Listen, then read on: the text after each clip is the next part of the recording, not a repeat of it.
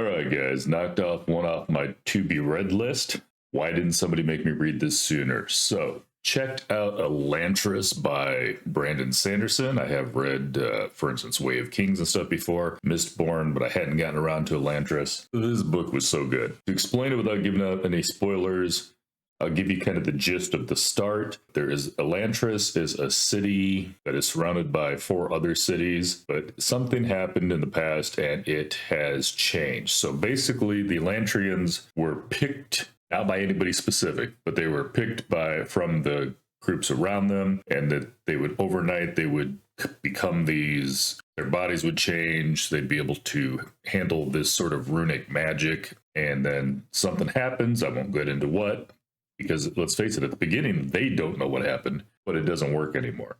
All of a sudden, all of those who had become these bright, shining humans with the ability to do special skills, all of a sudden now they're turning dark and splotchy, almost zombie-like, and they can't anymore. And they can't heal, they don't heal themselves, etc. and so forth. Which is an interesting premise in and of itself. But we also get a little bit of House of Cards / Game of Thrones, etc. going on, a lot of the political machinations. And then, of course, there's also, outside stuff. There's another country. It's a very, very religious country that is trying to take them over by any means necessary. The thing I would give this, obviously there's a lot of different topics in this book that I think were great, but the thing that sets it aside, I just feel like Sanderson somewhere has a list of every single character that he creates and gives them an entire backstory, even if they're only on the page for, a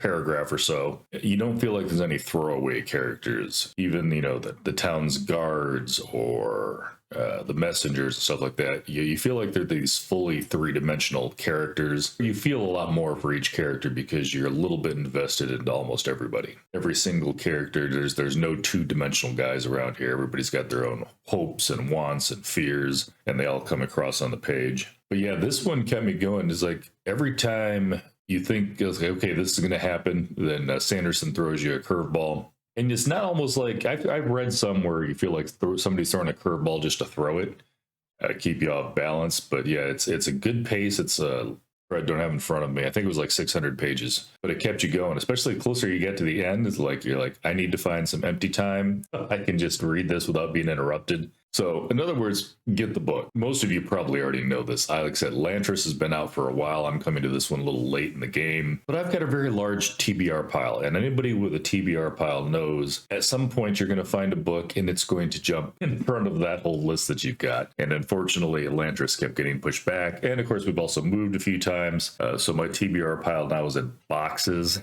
So sometimes it just, what box did I open and what books did I have crammed in there? Definitely read Elantris. You can see where it ties in if you've read some of his other stuff. It goes really well together. And like I said, the biggest thing and the reason I'm not telling you more stuff is because I don't want to give away too many spoilers. But I love almost every character in this. If you like a good story, if you like deep characters, check it out. And if you like political books, this is for you. If you like fantasy books, this is for you. If you like, war sagas, this is for you. Pick up Elantris. You won't regret it. Have a good one, guys.